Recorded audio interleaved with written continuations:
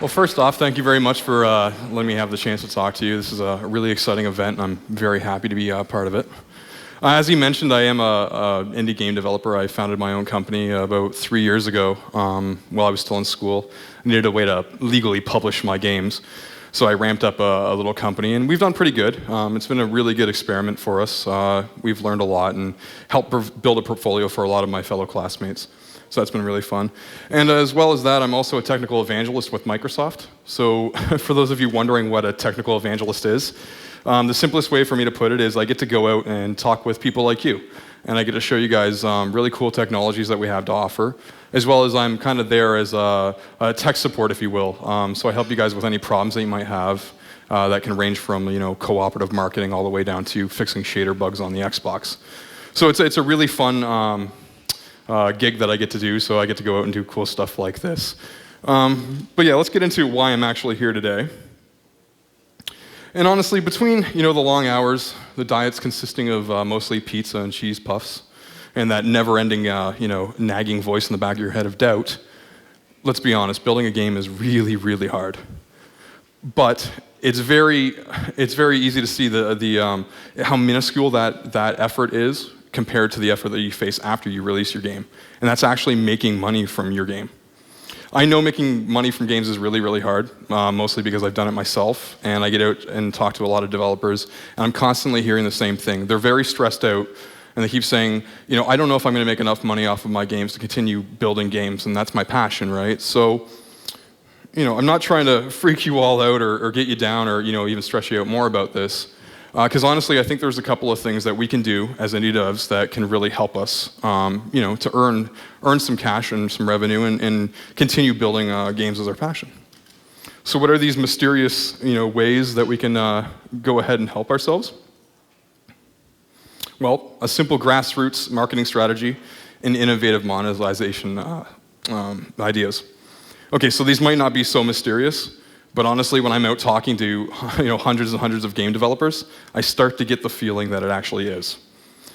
I understand if you're like me, you've probably spent the majority of your effort, your time and your money on actually building the game. So at the end, you really don't have a lot of patience or funds left over to do what's probably the most important part of the development journey, and that's actually marketing your game, right? And at the same time, while you're thinking about marketing your game, if you're like me and you didn't do this in the development process, you're probably thinking, what's the best way to monetize my game, right? When it comes to monetization, one of the biggest issues tends to be how do you maximize revenue without alienating your audience, right? And causing issues and stuff like that. So now, well, if you're doing the Twitter search or the Google search on me right now, you're probably thinking, well, this guy hasn't made a lot of money off his games. And that's true. But going out and talking to a lot of developers, I've kind of been able to form this opinion and these ideas based on seeing what's working for them and what's not working for them, right? So again, these are completely my opinions. Take them as you will. So let's get started with marketing. So not too long ago, marketing was basically considered selling out, right? And as such, most indie devs said, I'm not going to deal with that. But nowadays, devs are starting to realize that I have to have some form of marketing, right? And while a lot of them are doing something and putting in an effort to have some sort of marketing, most of them aren't doing anything to differentiate themselves.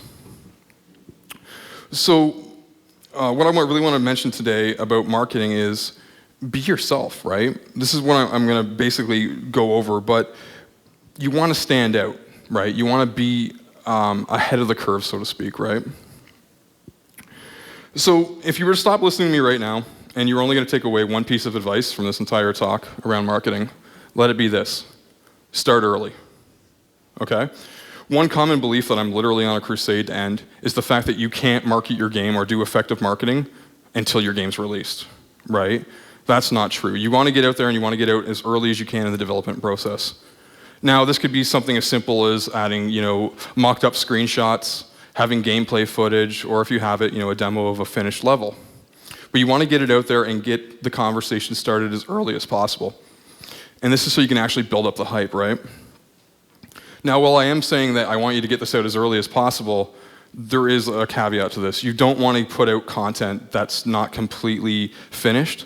So for me, in my opinion, the best time to do this is when you have a fundamental look and feel of your game, pretty much locked down, right? The worst thing you could possibly do is start to launch this stuff when you still have like programmer art and stuff like that. So try to find that happy medium, but it's going to be somewhere in that point where you finally feel like I've got the lockdown fundamental look and feel of my game, right? And that's when you want to start reaching out and pushing it through the channels that you have access to really start driving that hype.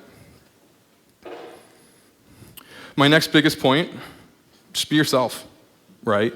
A lot of us, and I've fallen into this myself, we try to sound like that marketing machine, right? We try to sound like that huge AAA title, and we try to, go out there and just drive the download me, download me, download me announcements. Well, I'm sure I'm like most if I see that on my Twitter feed, I'm likely just to unfollow you, right? Same with the Facebook. If I see nonstop what I call the used car salesman style pitches, where you're doing nothing but telling me why I should download your game, why I should purchase your game, I don't want to hear that. I can get that from a lot of different sources. So basically, be yourself, right? Stand out, have that unique voice. At the end of the day, though, like I said, you need to stand out. You need to find out what's going to make you basically rise above the crowd, right? Or rise above that noise. If you're yourself, you've got witty comments, stuff like that, you're humorous on Facebook, I'm more likely to pay attention to what you have to say and actually become a fan, right? Now, even though you have this unique voice and you're trying to do your best to be humorous and witty, you're not going to be able to reach the entire world overnight. It's not going to happen. You're going to need some help. And that kind of brings me to my next point, which is build a connection with your audience. One super effective marketing reach, or tool for marketing reach, is your fans, right? Use your fans as like your guerrilla marketing army, if you will, right? They're the most effective tool for organic marketing. They're going to go out there, they're going to spread your games via word of mouth, right? They're going to do the blog posts, they're going to do the Facebook posts, they're going to even put up videos, and it's going to be organic. People are going to find that that's real. They're going to attach to that, right? They really are your best marketing tool. So you might think to yourself, okay, that's great, but how do I build fans, right? And this goes back to my point, be yourself. Have an honest conversation with them. Reach out there, take their feedback, listen to what they're saying, and give them updates.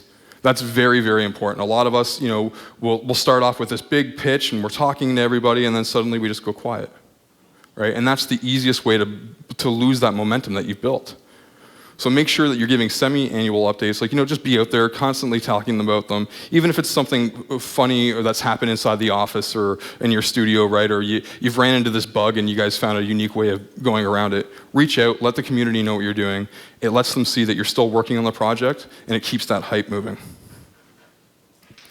Now, the last thing that I want to talk about on marketing side of everything, and John Polson was kind of talking about this in his thing there, is reach out to the gaming sites. Reach out to the magazines, right? Now, a lot of us might think it's a long shot, but they need to find these good games too, right? Like you heard it in his presentation. There's a lot of them out there that are hunting on their own, but they like it when you reach out and connect to them. It's nice to have their job being a little bit easier for them, right? With that being said, be realistic. Don't expect, PC Gamer or IGN to, feature your Candy Crush clone on their website or in their magazine. It's just not going to happen. But when you reach out to them, don't do that marketing pitch. Don't send them an email that's got a bunch of taglines and a bunch of hype in it. Be yourself, be direct, let them know why you're contacting them, and give them very, very simple links to follow so they can see what your game's all about. At the end of the day, these people are really, really busy, and they don't have time to wade through it all. So that's a little bit about the marketing side of things. And as you can see, I'm trying to keep this really high level. I'm not going to dive into the why, the little techniques of how to monetize and how to market your game. I want you guys to get this mindset of just being indie, be yourself, right? Now, when it comes to monetization, I kind of take that same kind of strategy of being yourself and being creative, right? So the biggest thing I want you to take away from the monetization side of this is consider less traditional methods of monetization. Right? Obviously, the free-to-play, ad-driven revenue is not the only way you can make money from your games. And us being developers and indie developers, we're pretty creative people. So take that and be creative with your monetization strategies. And I gotta say this is one of my biggest pet peeves. Don't whale hunt.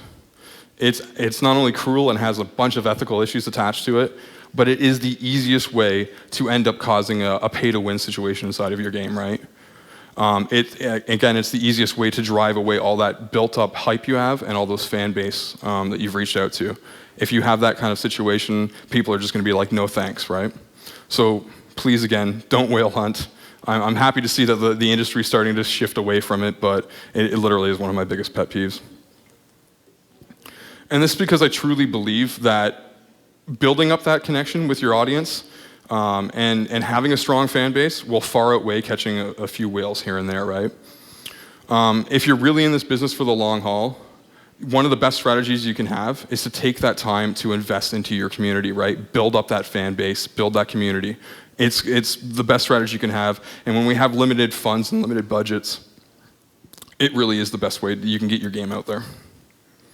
And not only that, it kind of opens up, if you've got a strong fan base, it kind of opens up to a monetization strategy that I'm sure a lot of us have seen, but I'm going to mention anyway, and that's the donation and backers. Now, we've all seen the Kickstarters, the Indiegogos, we know what they're all about, right? I'm taking a stance on this a little differently. I don't mean to use Kickstarter and Indiegogo to fund your entire project. I think it's something that you could look at maybe to fund the continuation of your project, or to polish your project or make it bigger, right? If you have that strong connection with your fan base, this is going to be a lot easier. It opens up that discussion, right? So as they're donating, they're going to be giving you feedback. So you take that feedback, you mold your game, and you make it even more appealing to the people that are donating. So it's a constant loop, right? Now, if you don't feel like going the Kickstarter or Indiegogo route, just put a donation button inside of your game, right? Give them a way to help feel attached to your game. And on the same side, you want to make sure that you're making them feel special, right? These people are backing you. They're the ones that are helping you build this game. So make them feel special. This can be through various ways, and you've seen it on Kickstarter and stuff like that. They offer up rewards, right? So if someone donates to your game, maybe you give them a cool item inside the game, and lets them broadcast the fact that they were an early adopter of your game and they joined early on, right? People love that. It's like the achievement thing. Another thing that this opens up for us, if you go the fan-based strategy, is early access. Now we had the gentleman from Don't Starve talking about it and said how great it worked for them. And Minecraft, again, it was a great example of this. So if you don't want to do the Kickstarter thing, if you don't want to ask for donations, maybe you just offer up your game as early access, right? Again, this is going to build the connection with your community. It's going to allow them to give you feedback, and you're going to be able to mold it to what they like, and it's going to continue to drive in more and more people, which will build out this fan base for you. So again, if it's something that you're thinking about, I highly recommend early access. I've seen that the industry is obviously taking this on and it's becoming more and more popular, but it is a great way to get some funding for your game while you're in the process and still build that connection with your community. Now, another thing, and a lot of people look at me and they're like, I can't believe you think this is a good idea. But I think product placement and in-game branding has a place in our industry, right? Now, if you look at the movie and TV industry, they've been doing this for a long time with some great success. My biggest thing to say to you is if you are going to think about doing product placement or in-game, advertising that's based on items and stuff like that, so like featured items and stuff like that, ask yourself, if I do this, is this going to affect my gameplay in any way? And if the answer is no, then why not? Right? Why not have your main character drinking nothing but Coca-Cola products, right? Reach out to those companies, ask them if they're interested. You'd be surprised at the amount of companies that are willing to jump on board, right? And now, you could even take it one step further. I'm not saying I encourage this, but you could possibly take a game that you've already developed, go out to a company like this, ask them if they're interested, and then just brand the game right over. Right? I've seen a few companies doing that recently where they've built a really cool game. They weren't getting any traction with it, so they reached out to a few of these companies. They found that there was some interest there, and then they just repackaged the game with a complete branding over it. Right? Now, a lot of you are probably thinking, wow, that's really selling out. But at the end of the day, we're trying to make money from our game so we can continue to do this passion, right? And down the road, you might be able to drop this. But definitely something to check out. Again, like I said, if you don't feel like it's going to mess up your gameplay or change the experience in any way, it's definitely worth taking a look at.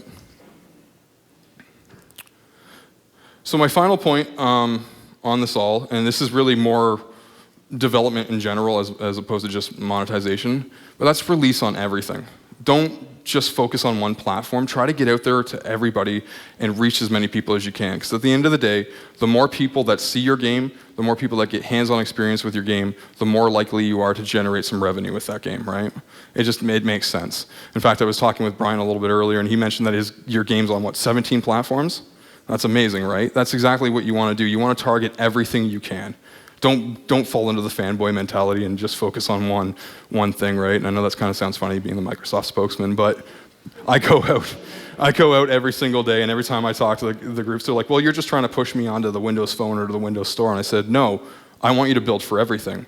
You're not going to be successful if you're only building for one platform, right? So at the end of the day, push it to everything. It's only going to benefit you. It's going to help you continue to build up that fan base that I've been talking about.